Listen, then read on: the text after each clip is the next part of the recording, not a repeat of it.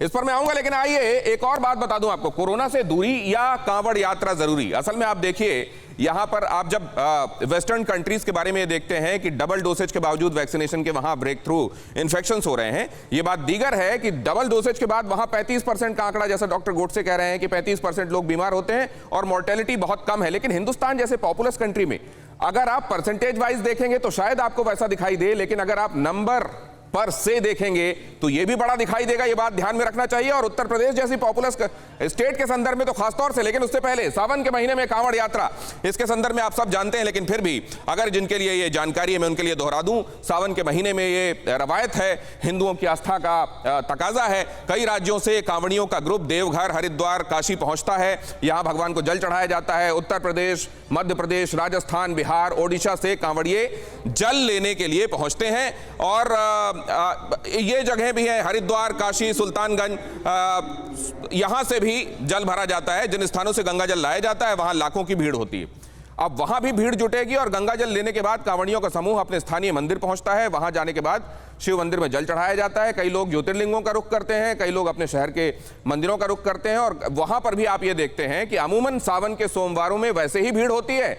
और जो लोग जल चढ़ाने के लिए यहां से पहुंचते हैं वो लोग तो खास तौर से, क्योंकि वो इतनी दूर से जल लेकर पहुंचे हुए होते हैं, उनके अंदर और भी ये भाव होता है कि हम जल्दी से जल्दी जल चढ़ा लें। और इस मामले में क्योंकि सब लोग एक साथ वही सोच रहे होते हैं, कई बार भीड़ का जुटान होता है। दोनों स्थानों पर कोरोना फैलने की आशंका भरपूर रहती है। और शिव भक्त आप जानते हैं स्थानीय जलाशयों से भी जल लेकर शिव मंदिर में चढ़ाते हैं। स्थानीय जलाशयों में भी भीड़ हो सकती है, लेकिन इन जगहों पर ज्यादा होती है। कई बार कांवड़ यात्रा में उपद्रवी तत्व भी घुस आते हैं, लॉ एंड ऑर्डर सिचुएशन बनती है। वो तो खैर हर साल का मामला है और उससे निपट लेती है सरकार, लेकिन चिंता इस बार कोविड के चलते ज्यादा है।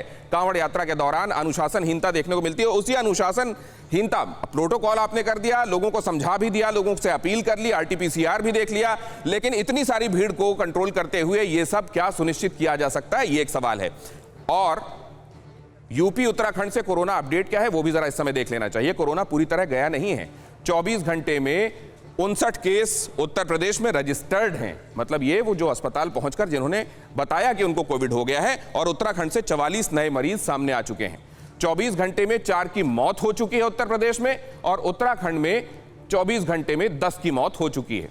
अब तक 22,704 मौतें हो चुकी हैं उत्तर प्रदेश में, और उत्तराखंड में 7,351 मौतें रजिस्टर की जा चुकी हैं। एक्टिव केस 1,479 हैं उत्तर प्रदेश में, और उत्तराखंड में 819। अब ये एक्टिव केसेस 24 घंटे के अंदर सामने आए मरीज और मौतों का आंकड़ा ये बता रहा है कि कोविड एक तो पूरी तरह गया नहीं है, और तीसरी एक बड़ी लहर का अंदेशा सामने है।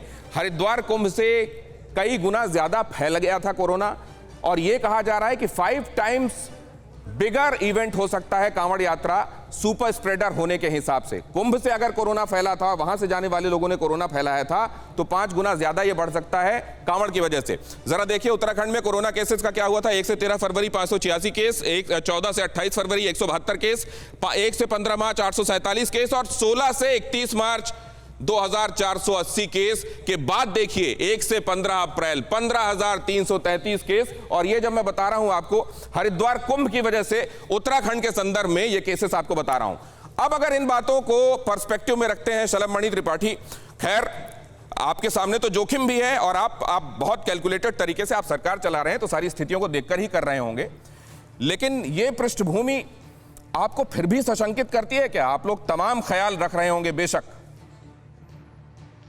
नहीं, देखिए निश्चित तौर पे जिस वक्त में कोरोना पीक पर था उसमें बहुत सारे जो चीजें थी उन पे हमने भी उनको प्रतिबंधित किया था, हमने भी उन पे रोक लगाई थी। कांवड़ यात्रा पिछली बार नहीं हो पाई थी, आपको जानकारी है। लेकिन अब देखिए बहुत सी चीजें सामान्य हुई हैं उत्तर प्रदेश में।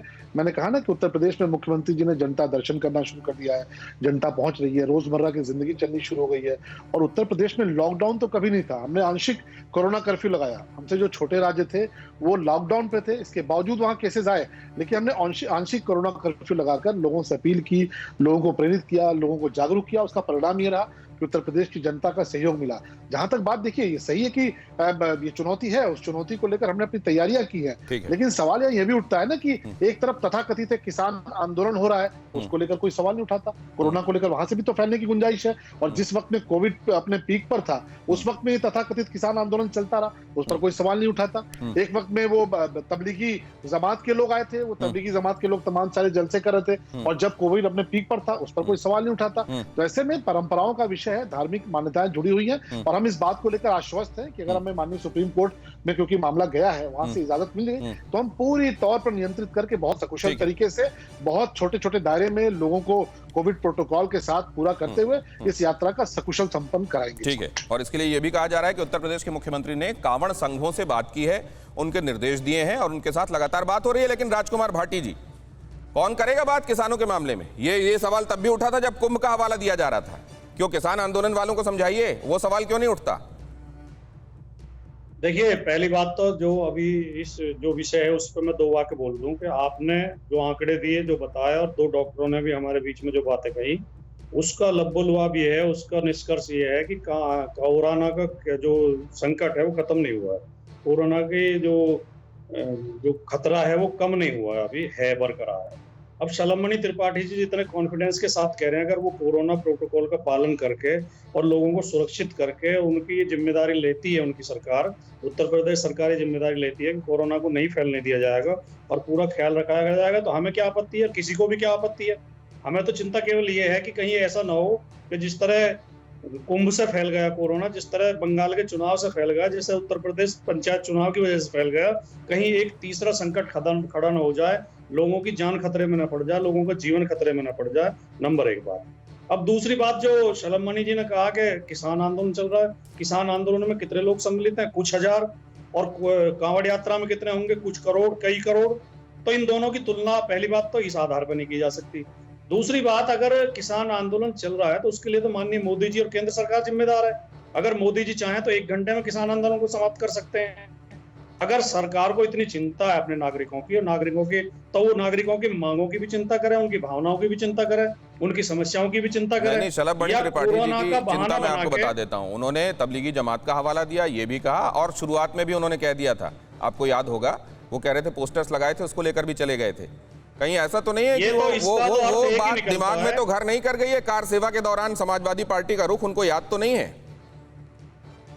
क्या वो कहीं उससे जोड़कर तो नहीं देख रहे हैं कि हिंदू विरोधी मानसिकता के चलते ये बात कही जा रही है?